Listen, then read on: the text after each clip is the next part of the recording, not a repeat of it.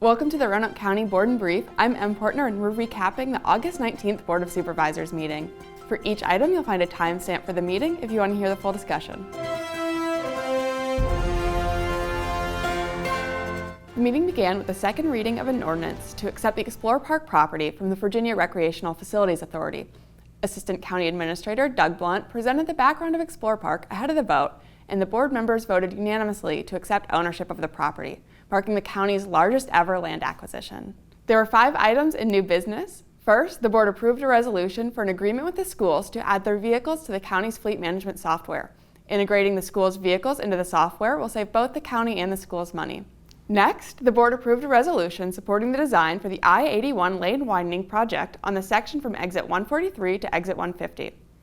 Then there were 2 resolutions to accept and participate in settlements in 2 different opioid-related lawsuits. The county's lawsuits seek funds to address the consequences and harms of the opioid epidemic in our community. The board approved both resolutions.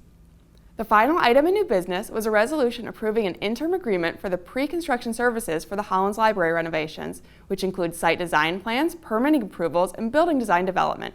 The board approved the resolution.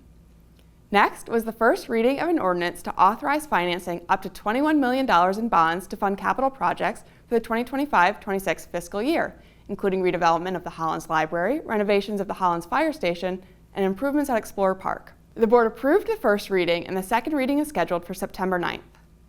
The board approved the consent agenda and the reports without discussion, and no one signed up to speak during citizen comments. The board wrapped up the meeting by giving their reports, which included recognizing employees, including Nellie Philpott, Doug Blunt, and Josh Fridley, for their services to Roanoke County. The board then went into closed session.